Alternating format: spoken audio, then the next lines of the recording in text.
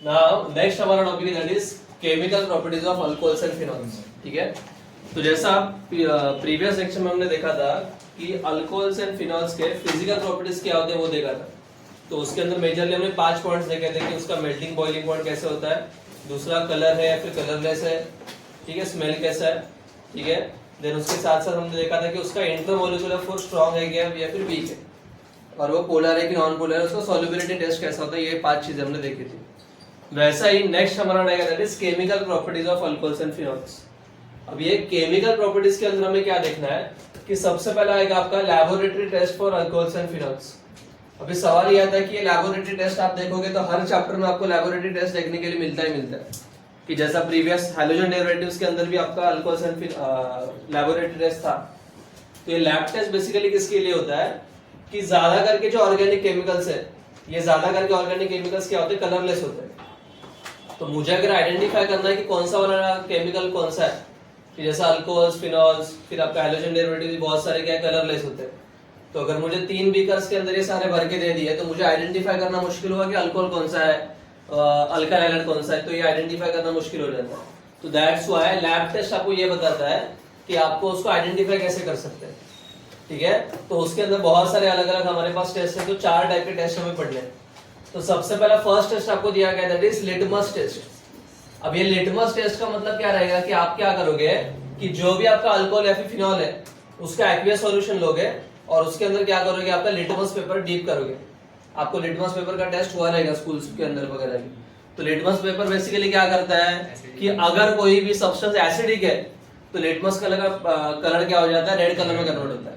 और अगर कोई भी चीज अगर बेसिक है तो उसका कलर क्या होता है, ब्लू कलर में कन्वर्ट हो जाता है। ठीक है, तो यहाँ पर लिटमस टेस्ट के अंदर हम लोग क्या करेंगे, अल्कोहल का और फिनॉल का एक्वियस सॉल्यूशन लेंगे। अभी यहाँ पर एक्वियस सॉल्यूशन नहीं लेना क्यों जरूरी है, लिटमस टेस्ट करने के लिए आप कोई भी लिक्विड के ऊपर लिटमस टेस्ट कर सकते हो। सॉलिड के ऊपर, गैस के ऊपर कर सकते हैं क्या कि मैंने हवा के अंदर वो पेपर पकड़ लिया, वो डायरेक्ट ब्लू से लाल हो गया, पॉसिबल है नहीं। तो मुझे उसके लिए कोई जो लिक्विड चाहिए बिकॉज उसमें मुझे डीप करना है। तो दैट्स व्हाई मैं क्या करूंगा, अल्कोहल एंड फिनॉल ये दोनों का भी क्या करेंगे, यहाँ पर एक्वियस सॉल्यूशन लेंगे। एक्वियस सॉल्यूशन मतलब क्या, उसमें वाटर ऐड किया हुआ लिक्विड रहेगा। तो सबसे पहले अल्कोहल के साथ जब ये टेस्ट करेंगे तो मुझे मैंने क्या पाया कि ये जो रहेगा वो क्या रहेगा, न्यूट्रॉन नहीं, ये न्यूट्रल रहेगा। ठीक है, गलती हो जाता है सबसे। तो यहाँ पर क्या होगा, एक्वियस सॉल्यूशन आपका न्यूट्रल होगा। इसका मतलब क्या कि जो अल्कोहल है, ये अल्कोहल क्या है, ना एसिडिक है ना बेसिक है, ये क्या है, न्यूट्रल। न्यूट्रल मतलब पीएच वैल्यू कितना रहेगा उसका, 7। ठीक है, तो दैट्स व्हाई यहाँ पर क्या होने वाला है कि आपका जो लिटमस पेपर है, लिटमस पेपर का कलर क्या होने वाला है, चेंज होने वाला नहीं है। वैसा ही दूसरा जो रहेगा आपका वो रहेगा aqueous solution of phenols have acidic character. इसका मतलब क्या कि जितने भी आपके फिनॉल्स है, ये फिनॉल्स के अंदर क्या होने वाला है, ब्लू लिटमस का जो कलर है वो क्या हो जाएगा, कन्वर्ट होके रेड में कन्वर्ट होगा। तो इसका मतलब क्या होने वाला है कि आपका जो फिनॉल्स है, फिनॉल्स क्या रहेगा, एसिडिक कैरेक्टर। तो इन शॉर्ट लिटमस टेस्ट में क्या क्या याद रखना है कि अल्कोहल न्यूट्रल रहेंगे और आपके फिनॉल्स एसिडिक रहेंगे। ये हो गया फर्स्ट टेस्ट। जो सेकंड टेस्ट है आपका वो रहेगा आपका रिएक्शन विद बेसिस, कि मैं भी क्या करूंगा, अल्कोहल एंड फिनॉल ये दोनों को बेस के अंदर ऐड करके देखूंगा। ठीक है, तो सबसे पहले देखेंगे हम लोग किसका, फिनॉल का। तो फिनॉल को जब भी मैं NH CO3 के साथ ऐड करूंगा, अभी ये भी बेस ही है, तो आपका फिनॉल और ये NH CO3 ये दोनों क्या होंगे, रिएक्ट नहीं होंगे। क्यों नहीं रिएक्ट होंगे, बिकॉज आपका जो फिनॉल है ये बेस तो है लेकिन ये वीक बेस है। आपको 10th में था देखो कि वीक बेस, स्ट्रॉन्ग बेस करके कंसेप्ट था। स्ट्रॉन्ग बेस किसको कंसीडर करते हैं हम लोग, जिसका पीएच वैल्यू बहुत कम है। आपने देखा था कि आपका 0 से लेकर 14 तक का पीएच स्केल रहता है, तो उसमें 0 से 7 तक क्या होता है, बेस होता है ना, और उसके आगे जो रहेगा आपका एसिड रहता है। तो जिसका पीएच वैल्यू एकदम कम है, 1, 2, 0 ये सारे क्या पकड़ते हैं हम लोग, स्ट्रॉन्ग बेस। और जिसका पीएच वैल्यू थोड़ा सा ज्यादा है, हायर साइड पे 5, 6, 6.5 ये क्या रहेंगे आपके वीक बेस रहेंगे। तो वैसा आपका ये जो है फिनॉल ये क्या है, वीक बेस है। और ये वीक बेस होने के कारण क्या होगा, वो NaCO3 के साथ रिएक्ट नहीं होगा बिकॉज ये स्ट्रॉन्ग बेस है। ठीक है, तो दैट्स व्हाई इसके साथ नो रिएक्शन। लेकिन वहीं पर अगर मैं फिनॉल को क्या करूंगा, NaOH के साथ रिएक्ट करूंगा तो उनका रिएक्शन होगा। ठीक है, तो यहाँ पर भी वही सेम रिएक्शन होगा कि आपका फिनॉल प्लस अगर मैं NaOH ऐड करूंगा तो यहाँ पर क्या होने वाला है, फॉर्म जो होगा आपका, फॉर्म क्या होगा यहाँ पर फिर आपका सोडियम फेनॉक्साइड, और उसके साथ आपको क्या मिलेगा, आपका H2O मॉलिक्यूल अलग से मिलेगा। अभी ये रिएक्शन फिर से एक बार याद करो, हमने देखा था कि acid plus base is equal to क्या मिलता है, सॉल्ट प्लस वाटर। 10 का रिएक्शन है। तो यहाँ पर ये एसिडिक है, ये बेसिक है, दोनों को रिएक्ट किया, कौन सा रिएक्शन होगा, ये न्यूट्रलाइजेशन रिएक्शन, जिसमें एक सॉल्ट फॉर्म होगा और एक वाटर मॉलिक्यूल फॉर्म होता है। नाउ ये जो वाटर मॉलिक्यूल है, सॉरी सॉल्ट है, ये सॉल्ट को अगर हम लोग फिर से क्या करेंगे, एसिड के साथ रिएक्ट करेंगे, तो मुझे क्या मिलेगा, मेरा फिनॉल फिर से एक बार रिटर्न मिलेगा। इन शॉर्ट क्या ये वाले रिएक्शन में आप क्या कर सकते हो, आपका जो फिनॉल है उसको आप रीजनरेट कर सकते हो। कि सबसे पहले क्या मैंने फिनॉल को कन्वर्ट किया किसमें, सोडियम फेरोक्साइड में, और इसी सोडियम फेरोक्साइड को जब भी मैं HCl के साथ रिएक्ट करूंगा तो मुझे फिर से मेरा फिनॉल रिटर्न मिल जाएगा। क्लियर है? तो दैट्स यहाँ पर लिखा हुआ है देखो कि and it is regenerated on acidification, कि अगर मैंने क्या कर दिया, सोडियम फेरोक्साइड को एसिडिफिकेशन किया किसके साथ, HCl के साथ, तो मुझे क्या मिलेगा, मेरा फिनॉल जो है वो फिर से एक बार रीजनरेट हो जाएगा।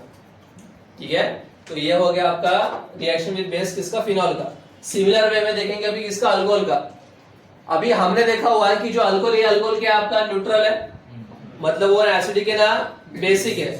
तो अगर वो बेस एसिडिक ही नहीं है तो उसका बेसिस के साथ रिएक्ट होगा क्या, बिकॉज बेसिस के साथ हमने क्या देखा था रिएक्शन आपका, एसिड प्लस बेस, ये एसिड ही नहीं है ना अल्कोहल, तो दैट्स व्हाई क्या होगा, वो NaHCO3 और NaOH ये दोनों के साथ रिएक्ट होने वाला नहीं है, बिकॉज वो एसिडिक नहीं है। लेकिन अगर हमने क्या कर दिया, ये अल्कोहल को स्ट्रॉन्ग अल्कली मेटल जो रहता है, जैसे आपका सोडियम होगा, पोटेशियम हो गया, ये सारे क्या है, अल्कली मेटल्स पे काउंट होते हैं। ठीक है, तो इनके साथ जब भी मैं उसको रिएक्ट करूंगा तो वहां पर क्या फॉर्म करता है, वो आपका सोडियम फेरोक्साइड।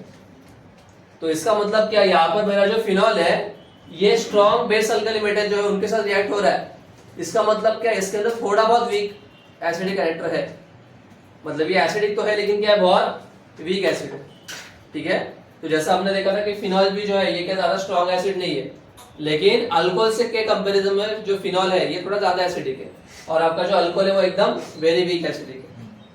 ठीक है, उसके बाद नेक्स्ट है आपका कैरेक्टरिस्टिक टेस्ट फॉर फिनॉल, कि यहाँ पर हम लोग आइडेंटिफाई कर सकते हैं कि आपका जो लिक्विड है ये फिनॉल ही है, या आप कैसे आइडेंटिफाई कर सकते हो, तो मैं क्या करूंगा यहाँ पर कि जो फिनॉल है ये फिनॉल को रिएक्ट करूंगा किसके साथ, फेरिक क्लोराइड के साथ, न्यूट्रल वाला। जब ये दोनों का रिएक्शन हो जाएगा तभी क्या फॉर्म होता है वहां पर, सोडियम फेनॉक्साइड। और जब ये जो लिक्विड है, जैसा आपका यहाँ पर देखोगे तो आपका फिनॉल कलरलेस है, फेरिक क्लोराइड भी कलरलेस है, तो दोनों कलरलेस लिक्विड मिक्स हो गए। लेकिन जैसे जैसे ये रिएक्शन होगा, जैसा आपका फेरिक फेनॉक्साइड फॉर्म होगा, वैसे क्या होगा, वो कलरलेस लिक्विड का कलर क्या होते जाएगा, धीरे धीरे करके चेंज होगा और उसको डीप कलर आ जाएगा। डीप कलर में कौन सा, एकदम पर्पल, वॉयलेट या फिर ग्रीन। तो इसका मतलब क्या कि आपका कलरलेस लिक्विड का कलर जो है वो चेंज हो गया। अगर ये तीनों कलर में से किसी कलर में आ गया, इसका मतलब क्या कि दिया हुआ लिक्विड क्या है आपका, फिनॉल। मतलब ये टेस्ट के ऊपर से आप क्या कर सकते हो, आइडेंटिफाई कर सकते हो कि वो लिक्विड जो दिया हुआ है फिनॉल ही है कि नहीं। और आपका लैब टेस्ट का मेन यूज वही है ना, कि जो गिवन केमिकल है वो फिनॉल ही है या फिर आपका अल्कोहल ही है, जो भी केमिकल है वो आइडेंटिफाई करना है, उसका काम है ना। तो ये रिएक्शन के अंदर भी अगर आप देखोगे तो यहाँ पर क्या है आपका, ये फिनॉल है। ठीक है, तो ये रिएक्शन कैसा हो रहा है, एक्चुअली आपके अराइल ग्रुप के मॉलिक्यूल्स 3 है, OH के भी मॉलिक्यूल्स 3 है, तो यहाँ पर क्या होगा, ये 3 अराइल के मॉलिक्यूल्स, ठीक है, और उसके साथ ये ऑक्सीजन के 3 मॉलिक्यूल्स, उसका मिलके ARO थ्राइस हो गया।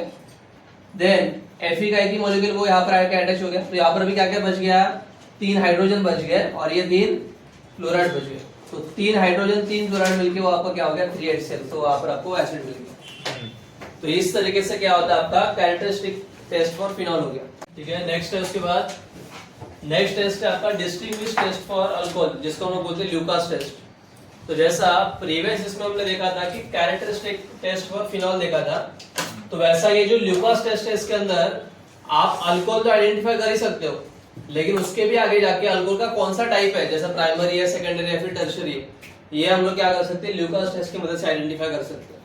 अब ये ल्यूकास टेस्ट के अंदर हम लोग क्या करते हैं कि आपका जो अल्कोहल है ये अल्कोहल को रिएक्ट करेंगे किसके साथ, ल्यूकास रिएजेंट के साथ। अब ये ल्यूकास रिएजेंट फॉर्म कैसे होता है, कॉन्संट्रेटेड HCl और ZnCl2, ये दोनों का मिक्सचर को क्या बोलते हैं, ल्यूकास रिएजेंट। ठीक है, तो ये ल्यूकास रिएजेंट के साथ जब इसको रिएक्ट करेंगे तो वहां पर क्या फॉर्म होता है आपका, वहां पर फॉर्म होगा आपका अल्काइल क्लोराइड। ठीक है ना, अभी जब ये रिएक्शन होता है आपका ये जो है कलरलेस सॉल्यूशन है, हमने देखा था कि आपका अल्कोहल क्या होता है, कलरलेस। ल्यूकास रिएजेंट जो ऐड किया हुआ ये भी कलरलेस है, तो इसका मतलब क्या, ये पूरा मिक्सचर क्या रहने वाला है, कलरलेस।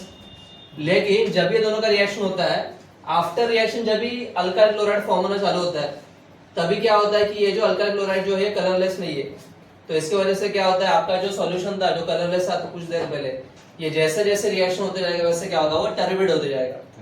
अब ये टर्बिड का मतलब क्या, कि जो आपका क्लियर सॉल्यूशन था वो भी क्लाउडी हो जाएगा। ठीक है, कि जैसे आपका साफ पानी और गंदा पानी, साफ पानी कैसे रहता है, वो क्लियर रहता है, और जो गंदा पानी रहता है बारिश के बाद वगैरह आता है बहुत बार, वो टर्बिड रहता है ना, एकदम क्लियर ट्रांसपेरेंट रहता है क्या। तो वैसा यहाँ पर भी क्या होगा, वो जो सॉल्यूशन है वो टर्बिड होगा। लेकिन अब ये मुझे समझाया कैसे कि प्राइमरी कौन सा, सेकेंडरी कौन सा, टर्शियरी कौन सा है। तो उसके लिए 3 अलग अलग कैटेगरी देखते हैं कि जब भी आप यहाँ पर टर्शियरी अल्कोहल ऐड करोगे, एट दैट टाइम क्या होगा, ये जो रिएजेंट जो है वो टर्बिड होगा इंस्टेंटेनियसली। मतलब क्या, जैसे वो आप दोनों ऐड करोगे वैसे क्या होगा, एकदम इंस्टेंटेनियसली वो डायरेक्ट कलरलेस से टर्बिड हो जाएगा। अभी ऐसा क्यों हुआ, बिकॉज टर्शियरी अल्कोहल जो है वो ल्यूकास रिएजेंट के साथ बहुत क्विकली रिएक्ट करते हैं, और जितना रिएक्शन फास्ट होगा उतना क्या होगा, आपको कलर में चेंज जो है वो एकदम फास्ट दिखाई देगा। तो दैट्स व्हाई अगर इंस्टेंटेनियसली कलर चेंज हुआ तो आप समझ जाना वो क्या है, टर्शियरी अल्कोहल। सेकेंडरी अल्कोहल कैसे पहचानना है, कि आफ्टर रिएक्शन थोड़े टाइम के बाद अगर आपका टर्बिड सॉल्यूशन फॉर्म हो रहा है, मतलब वो कलरलेस टू डायरेक्ट टर्बिड हो रहा है और कुछ टाइम ले रहा है, तो इसका मतलब क्या है, वो सेकेंडरी अल्कोहल। अभी ऐसा क्यों हो रहा है, बिकॉज सेकेंडरी अल्कोहल जो है वो ल्यूकास रिएजेंट के साथ थोड़ा स्लोली रिएक्ट करते हैं। और वैसा ही थर्ड वाला जो रहता है आपका प्राइमरी अल्कोहल, प्राइमरी अल्कोहल जो है वो ल्यूकास रिएजेंट के साथ रेडिली रिएक्ट नहीं होते, तो उसके लिए आपको क्या करना पड़ता है, उसको पहले हीट करना पड़ता है। तो जब भी आप हीट दोगे तभी क्या होगा, वो रिएक्ट होगा, और रिएक्ट होने के बाद फिर वो टर्बिड होगा। तो इसका मतलब क्या, कि वो उसका कलर चेंज करने के लिए, उसको टर्बिड करने के लिए अगर आपको हीट करना पड़ रहा है, इसका मतलब पहचान जाओ क्या आपका प्राइमरी अल्कोहल। ठीक है, तो इस तरीके से ल्यूकास टेस्ट की मदद से आप लोग क्या कर सकते हो, प्राइमरी, सेकेंडरी, टर्शियरी तीनों में आप डिस्टिंग्विश कर सकते हो। ठीक है।